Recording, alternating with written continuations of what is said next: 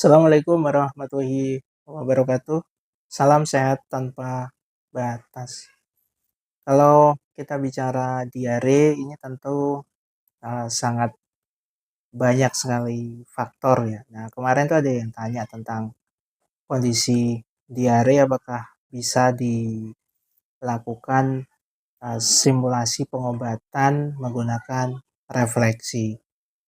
Dan secara mandiri sebelum datang ke praktisi kesehatan refleksi bagaimana cara kita masyarakat bisa melakukannya agar mendapatkan pertolongan yang akurat untuk pertolongan pertama minimal. Ini menarik. Kalau kita ngomong seperti diare, seperti gangguan pencernaan, seperti tadi ya, sangat banyak faktornya. Salah satunya adalah dari pola makan yang mungkin uh, kondisinya itu kurang tepat, kurang teratur maksudnya, atau bisa saja terlalu pedas, terlalu asam, atau terlalu berminyak. Ini juga bisa mengganggu pencernaan. Nah, sangat banyak ya.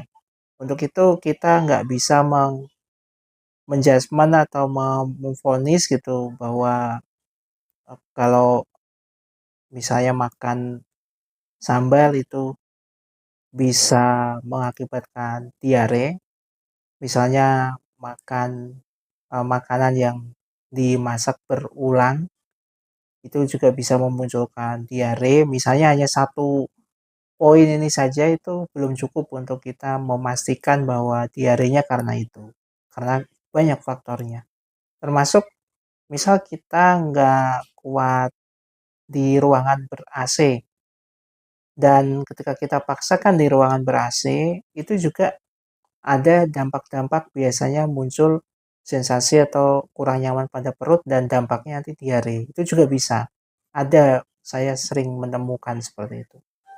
Nah, untuk titik refleksi pertolongan pertama, khususnya ini dilakukan secara mandiri, ada di uh, kaki dan juga ada di lipatan siku tangan. Jadi saya akan mencoba untuk mensimulasikan, mencontohkan titik mana atau area mana yang bisa direfleksi kita secara mandiri sebelum teman-teman datang ke praktisi kesehatan ataupun sebelum kita mengonsumsi obat-obat untuk mencegah diare itu berkelanjutan.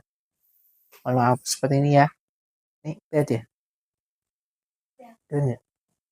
Oke, mudah-mudahan ini kelihatan. Jadi ini tumit. Nah, ini ya. Ini tumit. Nih. Nah, di situ itu tumit. Kemudian dari tumit ini kita gunakan 4 jari dari ujung tumit belakang sampai ke samping depan ke arah uh, ibu jari. Posisi seperti itu, 4 jari ke depan.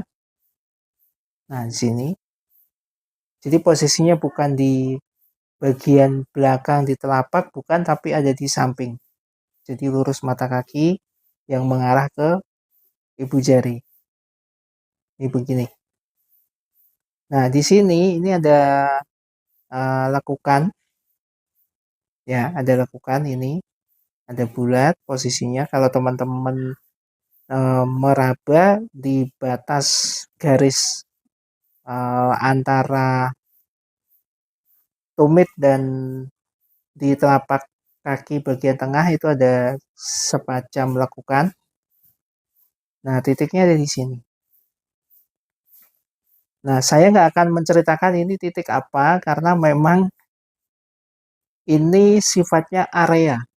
Jadi refleksi itu kita bukan bicara kepada ini titik apa salurannya kemana karena kita bukan sebuah sharing yang bersifat untuk mencetak praktisi atau mencetak terapis, tapi kita bicara untuk melakukan pertolongan pertama. Jadi jangan lagi teman-teman nge-WA atau komen itu titik salurannya kemana aja ya Mas? Nggak perlu, karena yang paling penting kita bisa melakukan pertolongan pertama dan kita bisa sehat, syukur-syukur tanpa harus datang ke praktisi kesehatan, ataupun minum obat seperti itu. Kalaulah kita datang itu sifatnya untuk memulihkan saja gitu. Oke, lanjut ya. Nah, titik sini cara mijatnya seperti ini. Dari tumit, dari mata kaki ini, dari situ bawah kita tarik.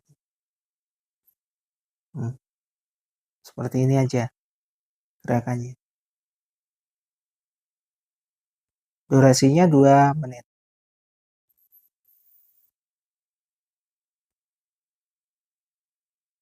Oke, jika sudah anggaplah ini sudah 2 menit, kita pindah ke area lipatan siku. Nah, kenapa di sini butuh? Karena ada titik-titik atau saluran yang membuat stamina kita itu bisa naik, jadi bisa stabil. Dengan stamina stabil, dengan saluran pencernaannya bagus, maka sistem tubuh kita itu sebenarnya otomatis akan memperbaikinya. Jadi kita eh, tugas kita itu hanya mengaktifkan itu saja dan istirahat. Nah, di sini ya. Nih. Ini kalau dilipat ini, dia ada di ujung otot. Jadi dia ketemu otot, terus kita ambil sisi kirinya, bukan sisi kanan. Jadi kalau kita lipat gini, ini ada otot. Nah, di samping otot sisi kirinya. Nah, di sini. Jelas ya? Nah, pemijatan seperti ini aja, pelan-pelan.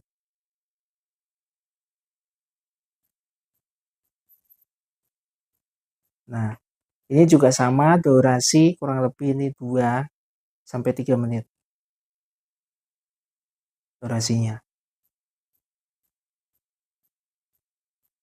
Nah, selesai. Setelah ini, setelah menggunakan refleksi di area kaki dan lipatan siku tangan, kita kemudian minum air hangat minimalnya itu per 5 menit 1 tegukan. Syukur-syukur bisa sekitar 20 sampai 50 mili. Jadi seperempat gelas. Air hangat yang dari mendidih tanpa dicampur dengan air biasa sampai dia menjadi hangat. Nah, itu yang bagus untuk dikonsumsi untuk terapi ini. Jadi airnya nggak dicampur dengan air biasa, tapi benar-benar air dari panas kemudian sampai mengarah ke hangat. Nah, setelah hangat ini diminum per 5 menit atau per 10 menit. Nah, setelah per 10 menit dikonsumsi minimalnya itu kita bisa melakukan selama 5 jam untuk mengonsumsi itu. Per 10 menit, per 5 menit, per 10 menit seperti itu sampai 5 jam. Yang perlu diperhatikan juga untuk konsumsi makanannya usahakan yang lebih mudah dicerna oleh pencernaan. Jadi jangan terlalu keras dan juga jangan terlalu mengandung zat atau kandungan-kandungan makanan yang terlalu berminyak atau cenderung pedas gitu. Itu dikurangi dulu kalau memang suka gitu. Clear ya?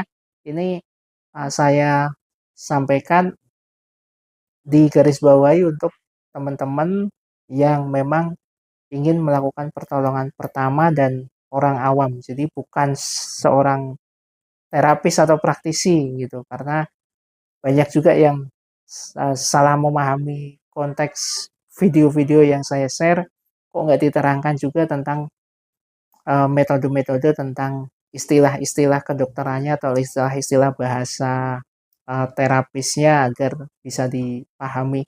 Karena kalau saya terangkan hal-hal yang bersifat akademiknya, yang bersifat ilmiahnya, kita nanti nggak jalan-jalan. Karena eh, kebanyakan dari kita orang Indonesia itu yang penting adalah bisa untuk diaplikasikan kepada diri kita. Jadi bukan lagi kita bicara tentang ilmiah. Kecuali kalau teman-teman ingin belajar spesifik, ingin memahami istilah-istilahnya, insya Allah di waktu-waktu yang bersifat khusus, yang ingin langsung face to face boleh.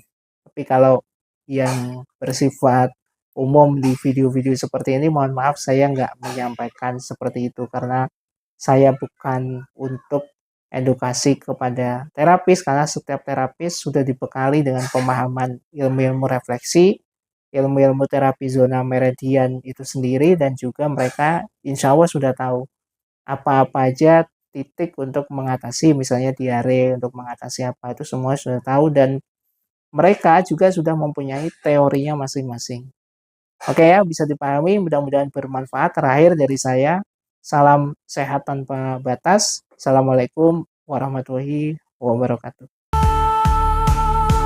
Masih dalam pengharapan kita tegak berdiri, menyentuh langit dengan tekad yang tinggi.